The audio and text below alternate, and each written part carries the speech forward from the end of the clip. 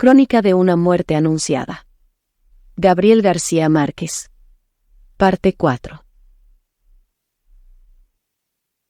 Los estragos de los cuchillos fueron apenas un principio de la autopsia inclemente que el padre Carmen Amador se vio obligado a hacer por ausencia del doctor Dionisio Iguarán.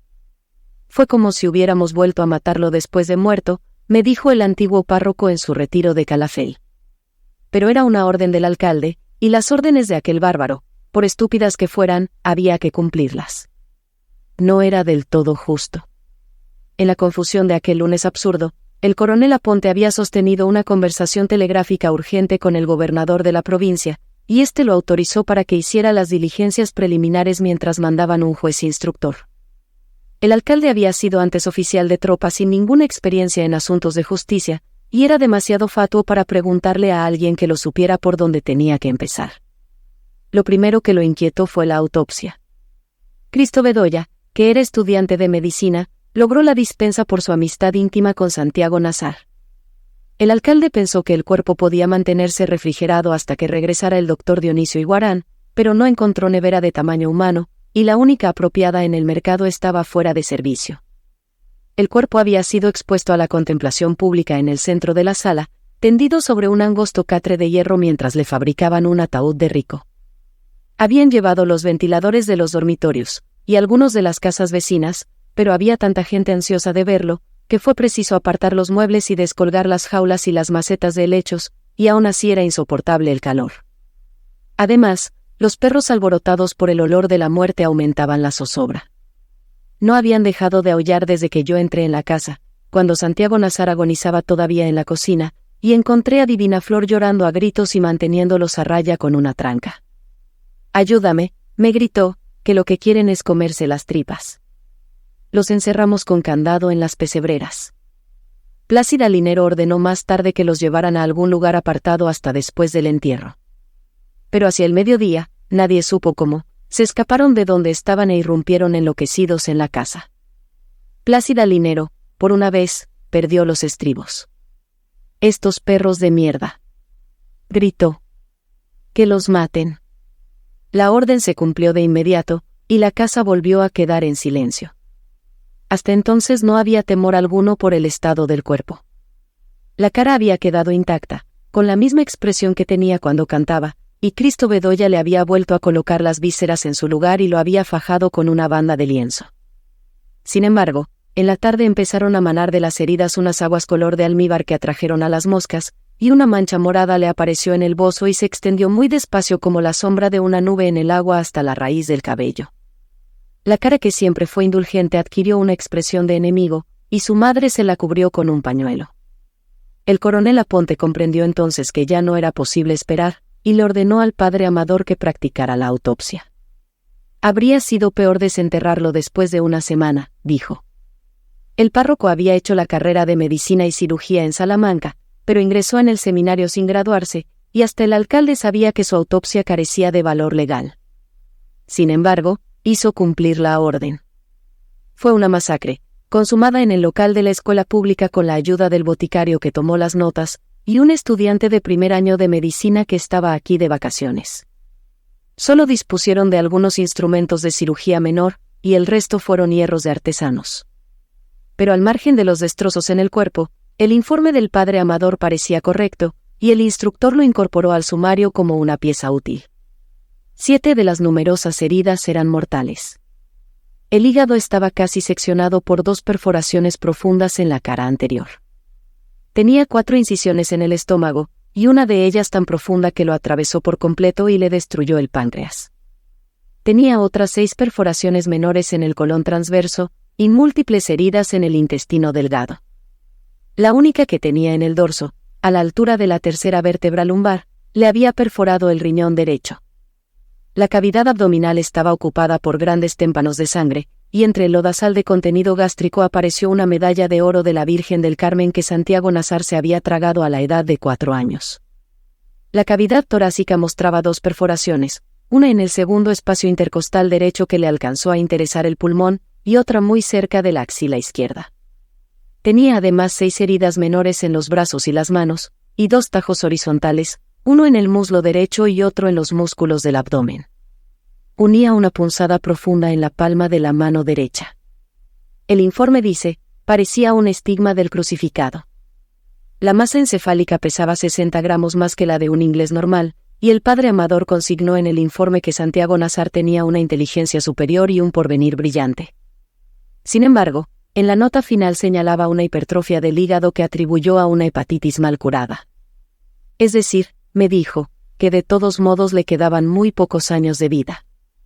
El doctor Dionisio Iguarán, que en efecto le había tratado una hepatitis a Santiago Nazar a los 12 años, recordaba indignado aquella autopsia. Tenía que ser cura para ser tan bruto, me dijo. No hubo manera de hacerle entender nunca que la gente del trópico tenemos el hígado más grande que los gallegos. El informe concluía que la causa de la muerte fue una hemorragia masiva ocasionada por cualquiera de las 7 heridas mayores. Nos devolvieron un cuerpo distinto. La mitad del cráneo había sido destrozado con la trepanación, y el rostro de galán que la muerte había preservado acabó de perder su identidad.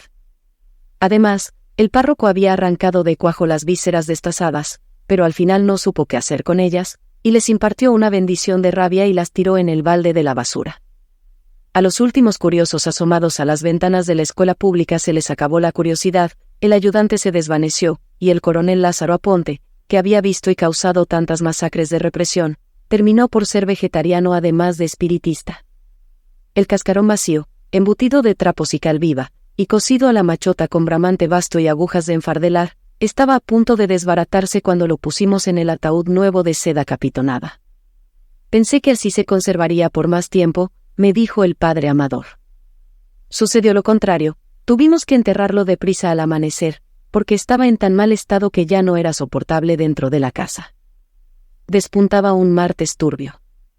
No tuve valor para dormir solo al término de la jornada opresiva, y empujé la puerta de la casa de María Alejandrina Cervantes por si no había pasado el cerrojo.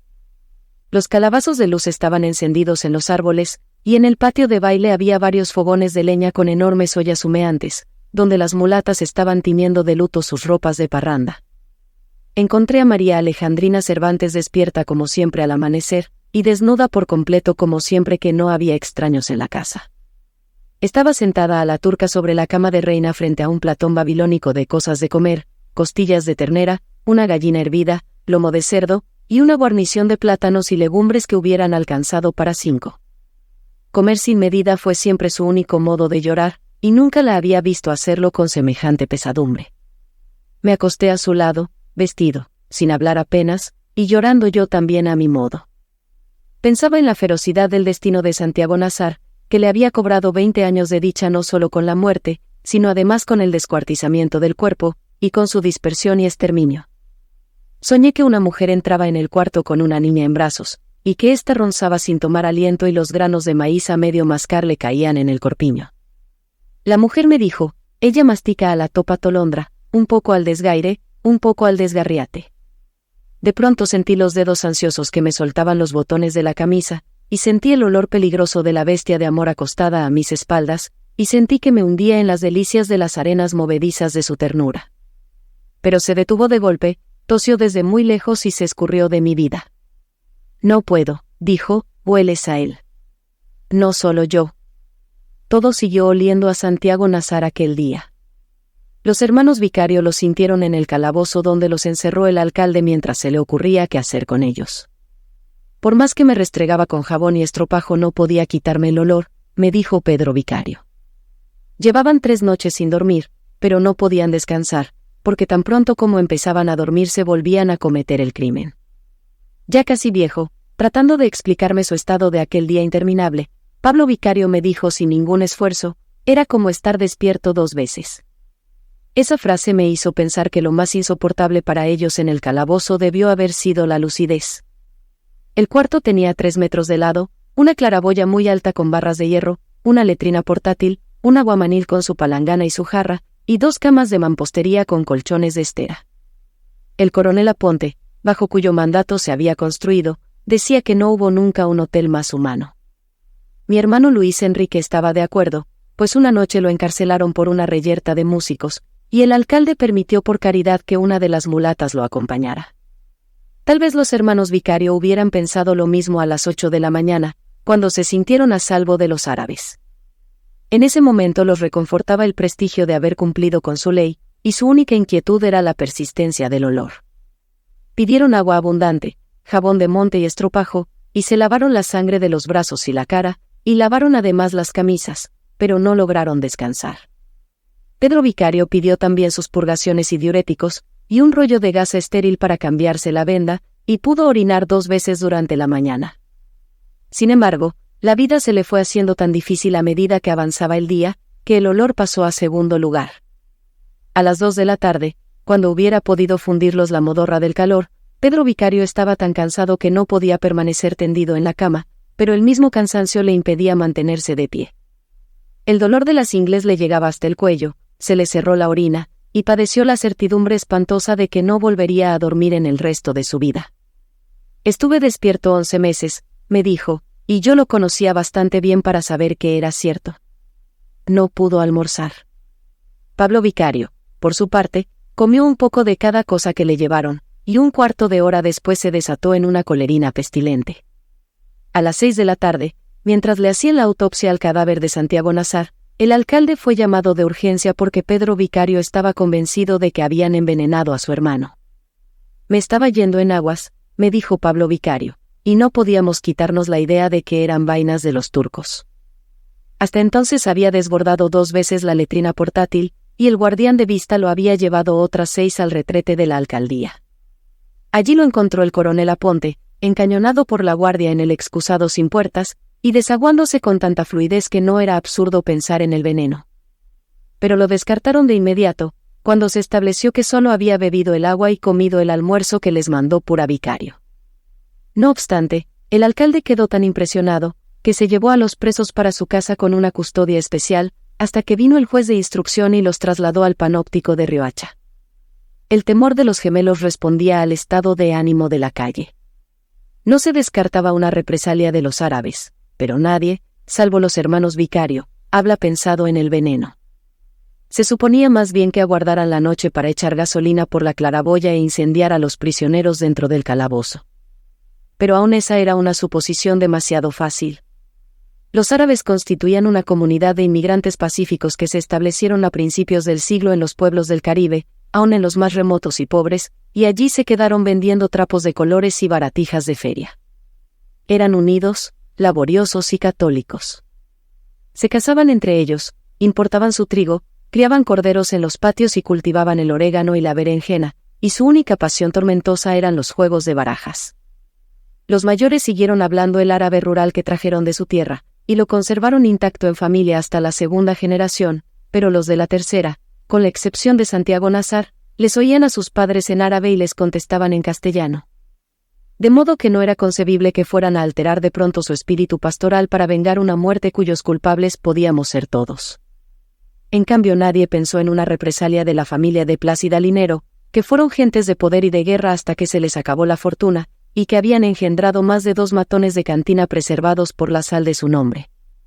El coronel Aponte, preocupado por los rumores, visitó a los árabes familia por familia, y al menos por esa vez sacó una conclusión correcta. Los encontró perplejos y tristes, con insignias de duelo en sus altares, y algunos lloraban a gritos sentados en el suelo, pero ninguno abrigaba propósitos de venganza. Las reacciones de la mañana habían surgido al calor del crimen, y sus propios protagonistas admitieron que en ningún caso habrían pasado de los golpes. Más aún, fue Suseme Abdalá, la matriarca centenaria, quien recomendó la infusión prodigiosa de flores de pasionaria y ajenjo mayor que cegó la colerina de Pablo Vicario y desató a la vez el manantial florido de su gemelo. Pedro Vicario cayó entonces en un sopor insomne, y el hermano restablecido concilió su primer sueño sin remordimientos. Así los encontró Purísima Vicario a las 3 de la madrugada del martes, cuando el alcalde la llevó a despedirse de ellos. Se fue la familia completa, hasta las hijas mayores con sus maridos, por iniciativa del coronel Aponte. Se fueron sin que nadie se diera cuenta, al amparo del agotamiento público, mientras los únicos sobrevivientes despiertos de aquel día irreparable estábamos enterrando a Santiago Nazar.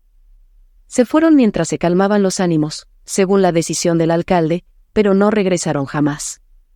Pura Vicario le envolvió la cara con un trapo a la hija de vuelta para que nadie le viera los golpes, y la vistió de rojo encendido para que no se imaginaran que le iba guardando luto al amante secreto. Antes de irse le pidió al padre Amador que confesara a los hijos en la cárcel, pero Pedro Vicario se negó, y convenció al hermano de que no tenían nada de que arrepentirse. Se quedaron solos, y el día del traslado a Riohacha estaban tan repuestos y convencidos de su razón, que no quisieron ser sacados de noche, como hicieron con la familia, sino a pleno sol y con su propia cara. Poncio Vicario, el padre, murió poco después. Se lo llevó la pena moral, me dijo Ángela Vicario. Cuando los gemelos fueron absueltos se quedaron en Riohacha, a solo un día de viaje de Manaure, donde vivía la familia. Allá fue Prudencia Cotes a casarse con Pablo Vicario, que aprendió el oficio del oro en el taller de su padre y llegó a ser un orfebre depurado. Pedro Vicario, sin amor ni empleo, se reintegró 3 años después a las Fuerzas Armadas, mereció las insignias de sargento primero, y una mañana espléndida su patrulla se internó en territorio de guerrillas cantando canciones de putas, y nunca más se supo de ellos. Para la inmensa mayoría solo hubo una víctima, Bayardo San Román. Suponían que los otros protagonistas de la tragedia habían cumplido con dignidad, y hasta con cierta grandeza, la parte de favor que la vida les tenía señalada. Santiago Nasa había expiado la injuria, los hermanos Vicario habían probado su condición de hombres, y la hermana burlada estaba otra vez en posesión de su honor. El único que lo había perdido todo era Bayardo San Román. El pobre Bayardo, como se le recordó durante años. Sin embargo, nadie se había acordado de él hasta después del eclipse de luna, el sábado siguiente, cuando el viudo de Mus le contó al alcalde que había visto un pájaro fosforescente aleteando sobre su antigua casa, y pensaba que era el ánima de su esposa que andaba reclamando lo suyo. El alcalde se dio en la frente una palmada que no tenía nada que ver con la visión del viudo. «Carajo», gritó. «Se me había olvidado ese pobre hombre». Subió a la colina con una patrulla, y encontró el automóvil descubierto frente a la quinta, y vio una luz solitaria en el dormitorio, pero nadie respondió a sus llamados. Así que forzaron una puerta lateral y recorrieron los cuartos iluminados por los rescoldos del eclipse. Las cosas parecían debajo del agua, me contó el alcalde. Bayardo San Román estaba inconsciente en la cama, todavía como lo había visto Pura Vicario en la madrugada del lunes con el pantalón de fantasía y la camisa de seda, pero sin los zapatos. Había botellas vacías por el suelo, y muchas más sin abrir junto a la cama, pero ni un rastro de comida. Estaba en el último grado de intoxicación etílica, me dijo el doctor Dionisio Iguarán, que lo había atendido de emergencia. Pero se recuperó en pocas horas, y tan pronto como recobró la razón los echó a todos de la casa con los mejores modos de que fue capaz. «Que nadie me joda», dijo. «Ni mi papá con sus pelotas de veterano». El alcalde informó del episodio al general Petronio San Román, hasta la última frase literal, con un telegrama alarmante. El general San Román debió tomar al pie de la letra la voluntad del hijo, porque no vino a buscarlo, sino que mandó a la esposa con las hijas, y a otras 2 mujeres mayores que parecían ser sus hermanas. Vinieron en un buque de carga, cerradas de luto hasta el cuello por la desgracia de Bayardo San Román, y con los cabellos sueltos de dolor. Antes de pisar tierra firme se quitaron los zapatos y atravesaron las calles hasta la colina caminando descalzas en el polvo ardiente del mediodía, arrancándose mechones de raíz y llorando con gritos tan desgarradores que parecían de júbilo.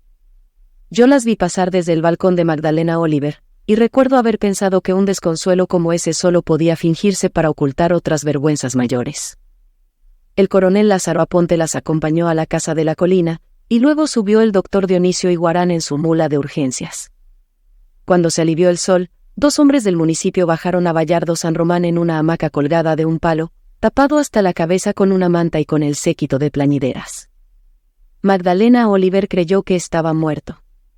«Coulens de Deu», exclamó, «qué desperdicio». Estaba otra vez postrado por el alcohol, pero costaba creer que lo llevaran vivo, porque el brazo derecho le iba arrastrando por el suelo, y tan pronto como la madre se lo ponía dentro de la hamaca se le volvía a descolgar, de modo que dejó un rastro en la tierra desde la cornisa del precipicio hasta la plataforma del buque. Eso fue lo último que nos quedó de él, un recuerdo de víctima. Dejaron la quinta intacta. Mis hermanos y yo subíamos a explorarla en noches de parranda cuando volvíamos de vacaciones, y cada vez encontrábamos menos cosas de valor en los aposentos abandonados. Una vez rescatamos la maletita de mano que Ángela Vicario le había pedido a su madre la noche de bodas, pero no le dimos ninguna importancia. Lo que encontramos dentro parecían ser los afeites naturales para la higiene y la belleza de una mujer, y solo conocí su verdadera utilidad cuando Ángela Vicario me contó muchos años más tarde cuáles fueron los artificios de comadrona que le habían enseñado para engañar al esposo. Fue el único rastro que dejó en el que fuera su hogar de casada por 5 horas. Años después, cuando volví a buscar los últimos testimonios para esta crónica, no quedaban tampoco ni los rescoldos de la dicha de Yolanda de Schius. Las cosas habían ido desapareciendo poco a poco a pesar de la vigilancia empecinada del coronel Lázaro Aponte, inclusive el escaparate de 6 lunas de cuerpo entero que los maestros cantores de Mompox habían tenido que armar dentro de la casa, pues no cabía por las puertas. Al principio, el viudo de Schius estaba encantado pensando que eran recursos póstumos de la esposa para llevarse lo que era suyo. El coronel Lázaro Aponte se burlaba de él. Pero una noche se le ocurrió oficiar una misa de espiritismo para esclarecer el misterio, y el alma de Yolanda de Mus le confirmó de su puño y letra que en efecto era ella quien estaba recuperando para su casa de la muerte los cachivaches de la felicidad. La quinta empezó a desmigajarse. El coche de boda se fue desbaratando en la puerta, y al final no quedó sino la carcacha podrida por la intemperie. Durante muchos años no se volvió a saber nada de su dueño. Hay una declaración suya en el sumario, pero es tan breve y convencional, que parece remendada a última hora para cumplir con una fórmula ineludible. La única vez que traté de hablar con él, 23 años más tarde, me recibió con una cierta agresividad, y se negó a aportar el dato más ínfimo que permitiera clarificar un poco su participación en el drama. En todo caso, ni siquiera sus padres sabían de él mucho más que nosotros, ni tenían la menor idea de que vino a hacer en un pueblo extraviado sin otro propósito aparente que el de casarse con una mujer que no había visto nunca. De Ángela Vicario, en cambio, tuve siempre noticias de ráfagas que me inspiraron una imagen idealizada. Mi hermana la monja anduvo algún tiempo por la Alta Guajira tratando de convertir a los últimos idólatras, y solía detenerse a conversar con ella en la aldea abrasada por la sal del Caribe donde su madre había tratado de enterrarla en vida. «Saludos de tu prima», me decía siempre. Mi hermana Margot, que también la visitaba en los primeros años, me contó que habían comprado una casa de material con un patio muy grande de vientos cruzados, cuyo único problema eran las noches de mareas altas, porque los retretes se desbordaban y los pescados amanecían dando saltos en los dormitorios. Todos los que la vieron en esa época coincidían en que era absorta y diestra en la máquina de bordar, y que a través de su industria había logrado el olvido. Mucho después, en una época incierta en que trataba de entender algo de mí mismo vendiendo enciclopedias y libros de medicina por los pueblos de La Guajira, me llegué por casualidad hasta aquel moridero de indios.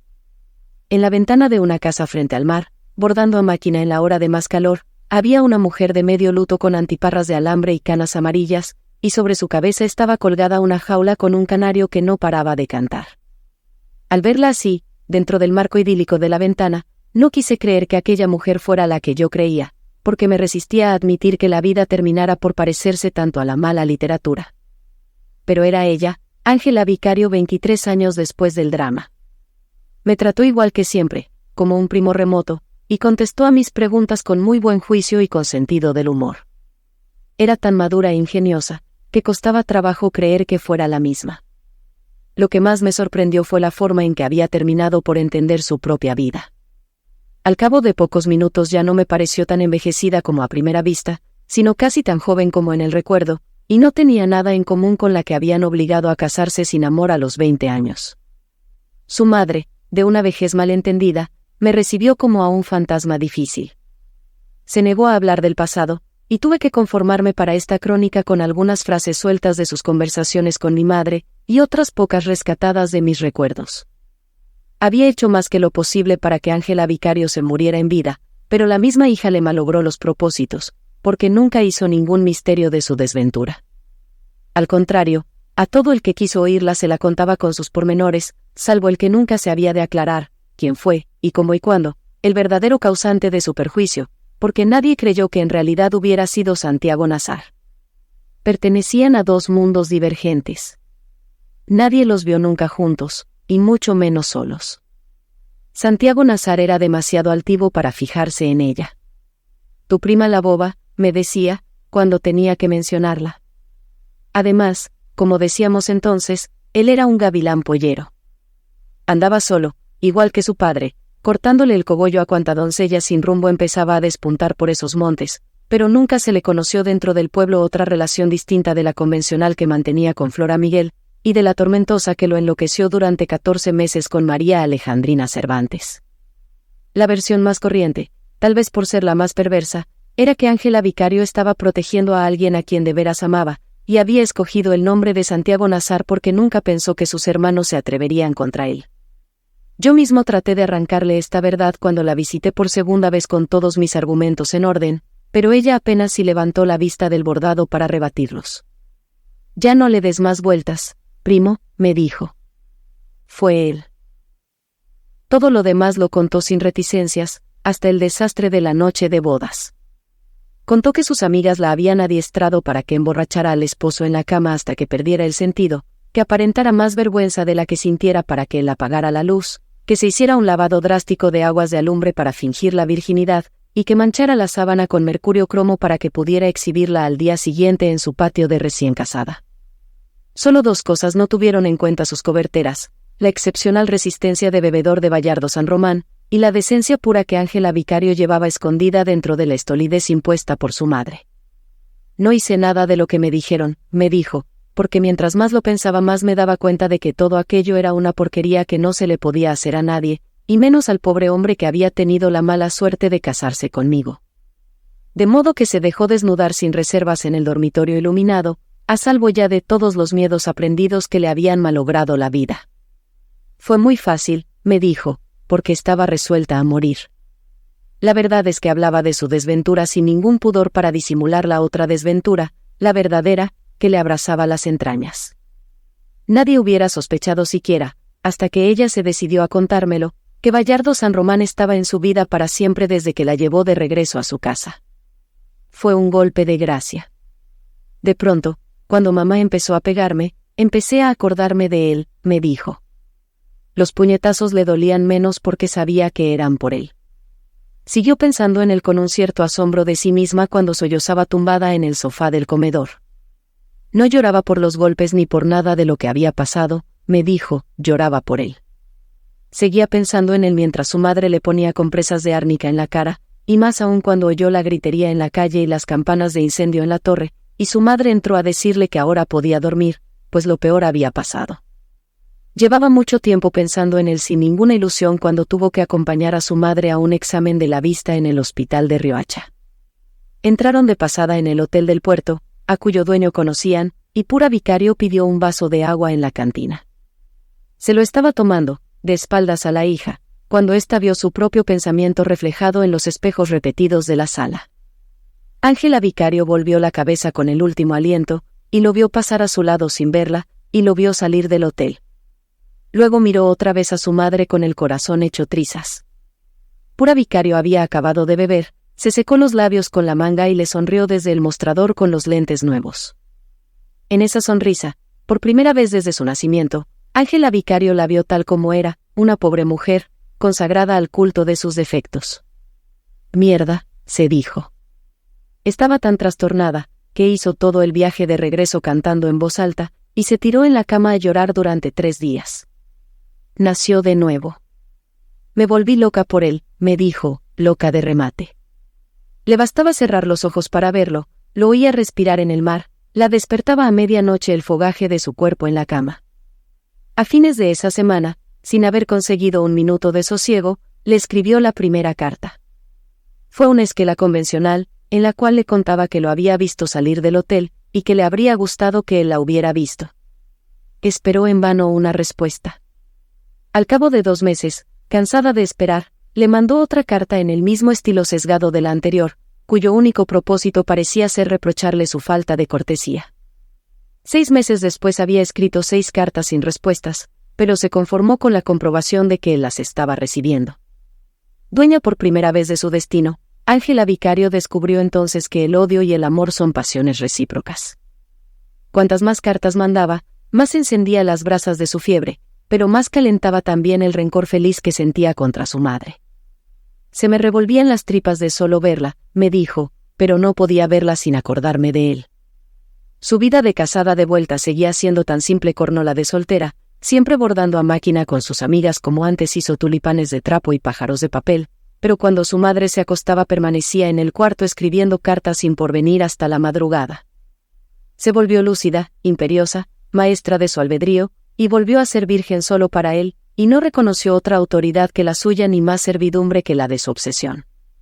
Escribió una carta semanal durante media vida. A veces no se me ocurría qué decir, me dijo muerta de risa, pero me bastaba con saber que él las estaba recibiendo. Al principio fueron esquelas de compromiso, después fueron papelitos de amante furtiva, billetes perfumados de novia fugaz, memoriales de negocios, documentos de amor, y por último fueron las cartas indignas de una esposa abandonada que se inventaba enfermedades crueles para obligarlo a volver. Una noche de buen humor se le derramó el tintero sobre la carta terminada, y en vez de romperla le agregó una posdata: en prueba de mi amor te envío mis lágrimas. En ocasiones, cansada de llorar, se burlaba de su propia locura. 6 veces cambiaron la empleada del correo, y 6 veces consiguió su complicidad. Lo único que no se le ocurrió fue renunciar. Sin embargo, él parecía insensible a su delirio, era como escribirle a nadie. Una madrugada de vientos, por el año 10, la despertó la certidumbre de que él estaba desnudo en su cama. Le escribió entonces una carta febril de 20 pliegos en la que soltó sin pudor las verdades amargas que llevaba podridas en el corazón desde su noche funesta.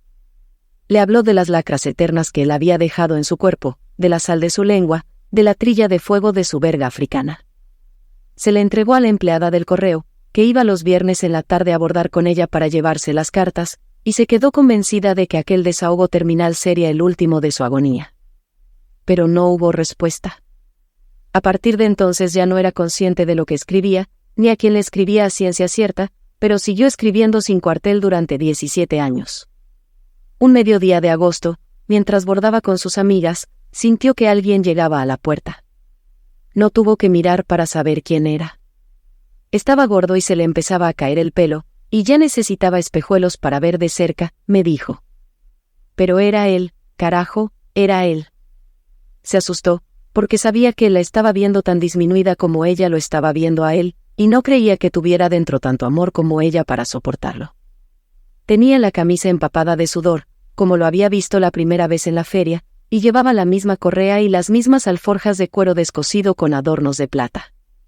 Bayardo San Román dio un paso adelante, sin ocuparse de las otras bordadoras atónitas, y puso las alforjas en la máquina de coser. Bueno, dijo, aquí estoy. Llevaba la maleta de la ropa para quedarse, y otra maleta igual con casi 2000 cartas que ella le había escrito. Estaban ordenadas por sus fechas, en paquetes cosidos con cintas de colores, y todas sin abrir.